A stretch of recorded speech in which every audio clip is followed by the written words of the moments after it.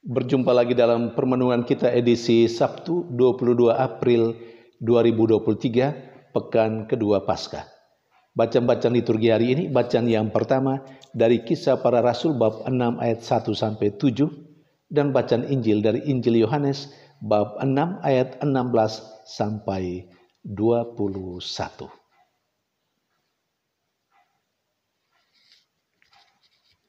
Bacaan yang pertama hari ini berbicara tentang penambahan jumlah orang-orang yang percaya kepada Kristus. Penambahan jumlah para murid Yesus. Menarik cerita ini. Mengapa? Justru ketika para rasul Yesus mengalami banyak kesulitan dan penderitaan, ketika para rasul Yesus dipersekusi,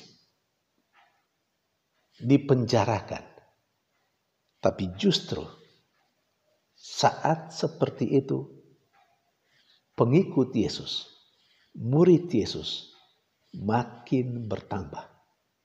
Bahkan menurut cerita bacaan pertama hari ini juga termasuk beberapa imam.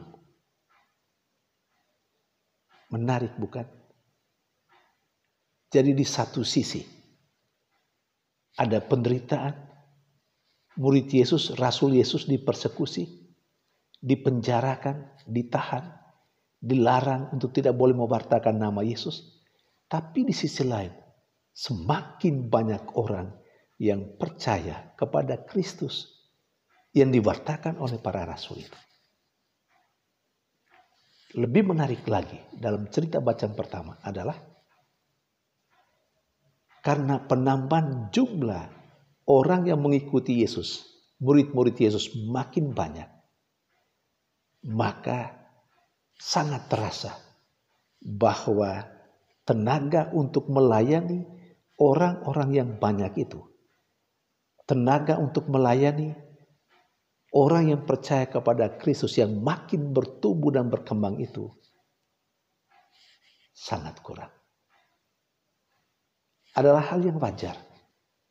Kalau misalnya di satu sisi ada pertumbuhan jumlah umat yang luar biasa, jumlah orang yang percaya kepada Yesus makin banyak, dan di sisi lain ada kekurangan tenaga. Itu hal yang wajar. Namun kalau kita lihat keseharian kita, terjadi hal yang luar biasa. Apa yang luar biasa itu? Di tempat-tempat tertentu, di wilayah-wilayah tertentu, di paroki-paroki tertentu, jumlah umatnya tidak bertambah. Tetapi dirasakan bahwa tenaga kurang. Jumlah umatnya tetap sama. Kalaupun ada penambahan tidak signifikan sekali. Tetapi ada keluhan atau terasa bahwa jumlah orang yang berkarya untuk melayani itu kurang. Dan ini yang luar biasa. Sekali lagi saya tegaskan, ketika jumlah umat bertambah, lalu kemudian dikeluhkan tenaganya berkurang atau tenaganya sulit, masuk akal.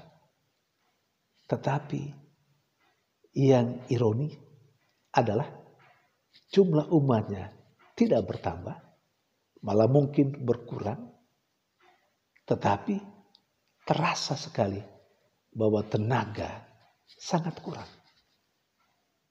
Saudari dan saudara yang terkasih, mengapa hal yang kedua itu terjadi? Mengapa jumlah umatnya tidak bertambah atau bertambah pun tapi tidak secara signifikan? Tapi terasa orang yang bekerja untuk melayani umat itu kurang. Mungkin di sejumlah tempat orang mengalami hal seperti itu. Persoalannya terletak pada sedikit sekali orang yang mau melibatkan diri, yang bersedia tanpa paksaan terlibat menjadi orang yang diberi kepercayaan untuk berkarya dalam kehidupan beriman.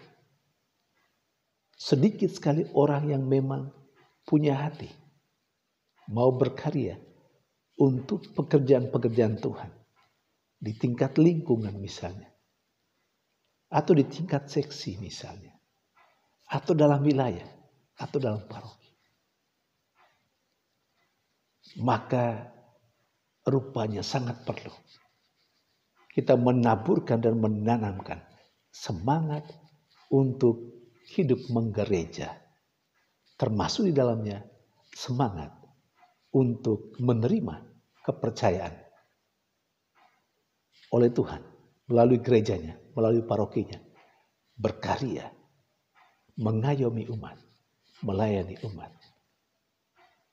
Saudari dan saudara yang terkasih, sementara di sisi lain dalam bacaan Injil, Injil bercerita tentang Yesus yang berjalan di atas air. Cerita menarik. Tapi dari cerita Yesus berjalan di atas air ini, ada 2 poin yang menurut hemat saya patut kita renungkan. Peristiwa Yesus berjalan di atas air itu terjadi sesudah Yesus mempergandakan roti dan memberi makan kepada 5.000 orang lebih itu. Sesudahnya, sesudah kesibukan melayani, memberi makan kepada orang-orang yang mengikuti dia berbondong-bondong itu, Yesus mengundurkan diri ke gunung. Biasa dipahami. Pengunduran diri ke gunung biasa dipahami, dimengerti. Momen di mana Yesus berdoa. Yesus mengasingkan diri, mengambil tempat yang sunyi untuk berdoa. Kesibukan Yesus tidak menjadi alasan bagi dia untuk tidak berdoa.